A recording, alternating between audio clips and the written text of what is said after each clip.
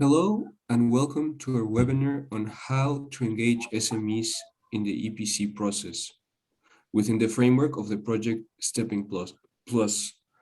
My name is Rogelio Bonilla and I am joined by my colleagues. Marine Renou. Et Laurent Chanisseau. We work at the Auvergne-Rhône-Alpes and Energy in an Environment Agency. Let's get started. The first step in understanding how to engage SMEs in the EPC process is to understand who are we talking about. First up are the ESCOs, or energy service companies. Their different activities are driven by its primary role to supply energy. They are also operate and provide heating, ventilation, and air conditioning services, and provide energy consumption guarantees. ESCOs are mostly large international groups or nationwide companies. Next, we have general contracting building renovation companies. These are mostly large national or regional companies that have the technical capacity and workforce to cover the full cycle of renovation works. Last but not least are the regional, local, small and medium enterprises. These are companies that possess one or a few specialties such as heating, ventilation and air conditioning and installation, carpentry, woodworking, electrical installation and maintenance, insulation, and construction workers in general. Next slide, please. So in order to understand why these renovations are taking place, we must understand what are the motivations driving the municipalities to renovate their public buildings. The first and most common reason is the conservation and maintenance of their building stock.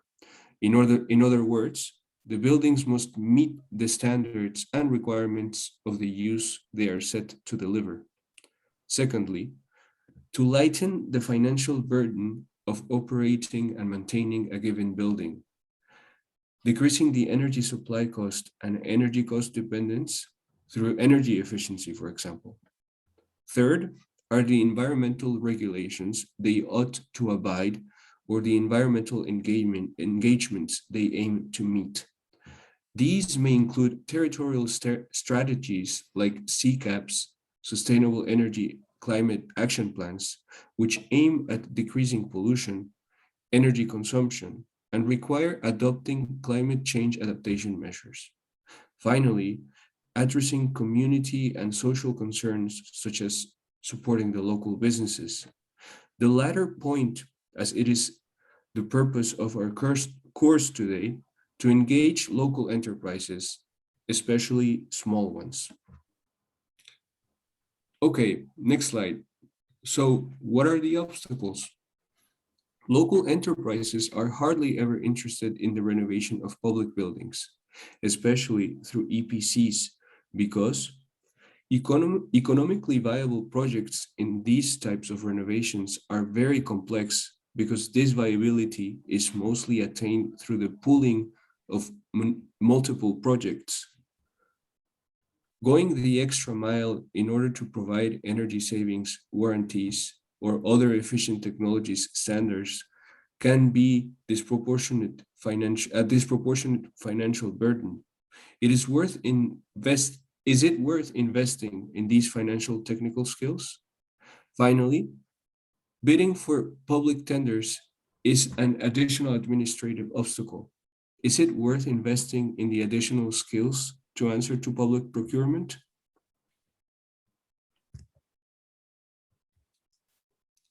Okay, so to face the obstacles presented before, the following options could be implemented. The first key element is the analysis of your regional markets. It could, for example, be done through making a survey or discussing with local companies, but I will go deeper into this point in the next slide. You could also do an analysis of the prospect of your project regarding SMEs capacity. Another option is also to adapt your project regarding the specificities of your territory, the needs and objectives of the different actors. Next, another option is the organization of information meetings with local companies to define the project, discuss with actors about their expectations and role. Finally, you could also organize the support to local companies for them to group together and answer to public procurement. We will also present some good practices about this point in the next slides. In case SMEs would not be strong enough and would not be able to lead the project on their own, ESCOs could be involved in the project. However, in this case, fair contracts must be implemented between ESCOs and local companies. In this slide, we will go deeper into the first point regarding the analysis of your regional market. In the framework of the Stepping project, a survey has been conducted about SMEs' EPC capacity. The survey has been conducted through face-to-face meetings with different companies, such as heating and ventilation system installers, maintenance companies, or installations companies. Several findings came out of the survey. Regarding saving guarantees, no maintenance HVAC companies were large enough in the territory to engage on results guarantee in the frame of public procurement. They actually exist, but beyond the local level. They then have to be selected at a larger scale. For example, it could be at the regional level. However, some local SMEs already work for municipalities and can do the works. They have no problem with public procurement, but they are not familiar with EPC and need to contract with ESCOs. This survey conducted in the framework of the Stepping highlighted surprising results and was quite simple to implement. It provides useful information about the way local SMEs could be involved.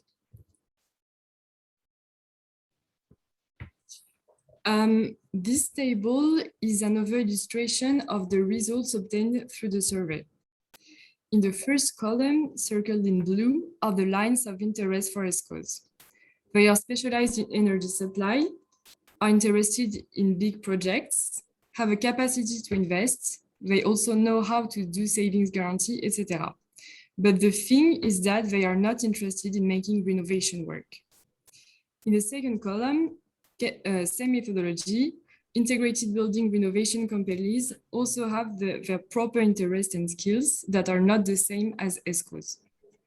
And finally, in the last column, you have the interest and capacity of local SMEs. They are especially good at making renovation work and only work on small projects. Of course, this table varies depending on your country or region and has then to be adjusted. But with making such table, you could analyze the attractivity of your project for local SMEs and adapt it accordingly. Based on the results obtained through the Stepping survey, we can see that to attract local SMEs, small projects have to be implemented. But as local SMEs are not familiar with saving guarantee, they need to be associated with ESCOs. In other words, the project has to match with the local situation, requiring the analysis of your market. Hello. Yes, the survey gave us also some information on recommendation for the project to fit to SMEs constraints and limitation within the region. The first recommendation was to avoid including energy supply in the bid for tender because it's easier for ESCO than for SMEs to have better price to energy supply. The second one was look for investment, total amount of investment less than 2 million euros because higher investment complicate and make too much risk for SMEs. Third one, opt for tenders with similar types of building use because when you have many type of building, for example, a swimming pool and then a school or an office building, then it's too complicated for them to answer. But if you have, for example, 5 schools, it's easier for SMEs to answer. Still on classic formulas for penalties calculation because the SMEs are not familiar with EPC and saving guarantee, and they are afraid of complicated penalties calculation, or and you have to be simple. Propose extended response times. It's complicated. It's complicated for SMEs to give an answer to EPC tender because they have to group themselves and to discuss themselves to give a common answer, and it takes time. So if you want to have some SMEs responding your call for tender, you have to propose extended response time. No more than 50 kilometers, because in France it's the distance of the work of SMEs. They don't work far away than 50 kilometers. Duration, yes, it's also a point that make the SMEs afraid. If you have a too long contract time, it's complicated for them, and the risk is too high. The last point is to you don't have to require a specific national quality label qualification for to answer, because it's easier to access to this qualification for ESCOs than for SMEs. Next slide. This is an example of how to how you can arrange your or adapt your project to fit to regional SMEs answer. For example, it was the stepping example in Aura with 5 schools, and we had at the end 2 options. The first option was quite simple EPC on systems, EPC light. On the other side, we had an option with EPC deep renovation.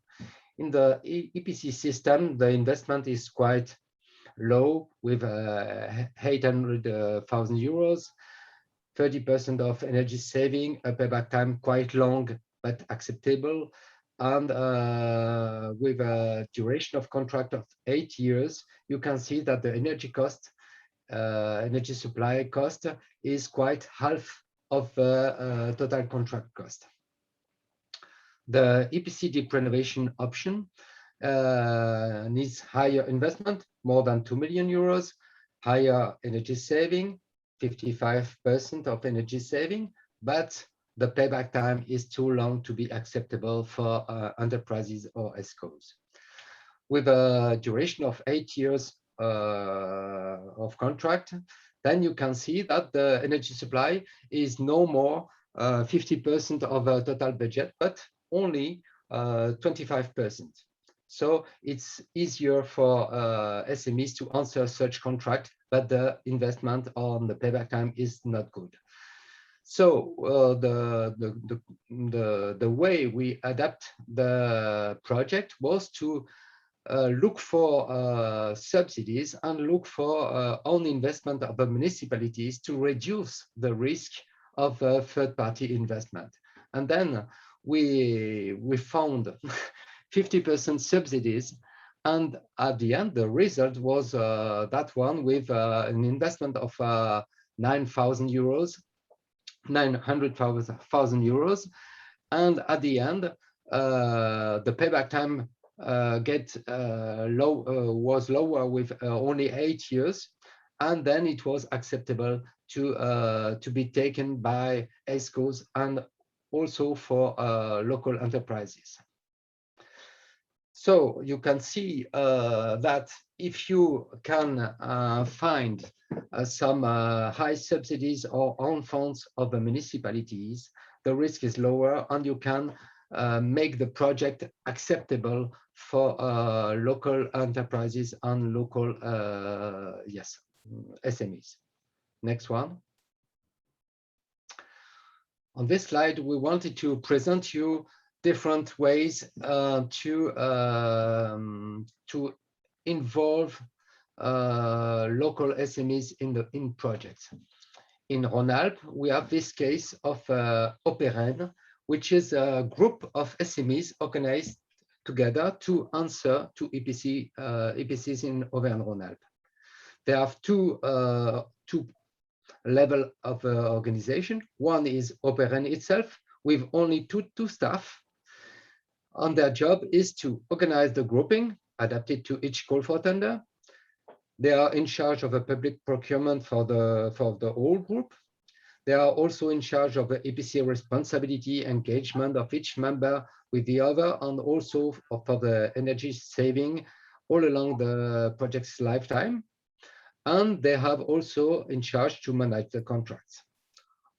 The second level is the SMEs that are grouped differently, that arrange themselves to answer to each EPC tender. If you have an EPC tender in Lyon, then it's the SMEs around Lyon are involved.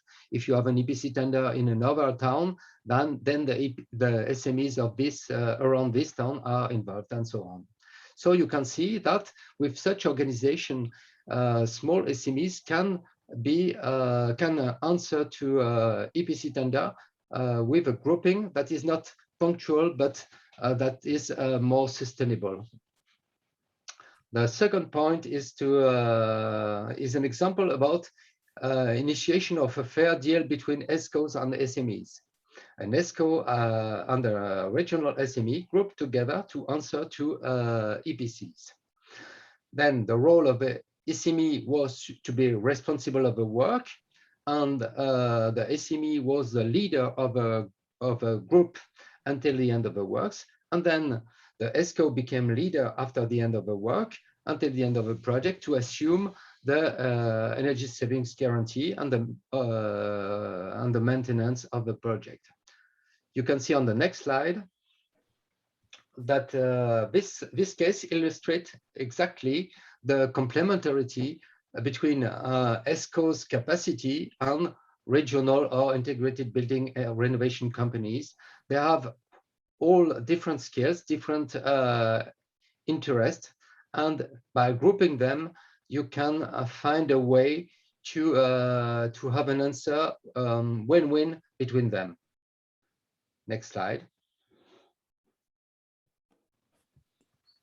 Okay, so in conclusion, in order to integrate SMEs into the renovation of public buildings, we need to destigmatize the complexity of these projects by following the next set of steps designated to overcome the aforementioned obstacles.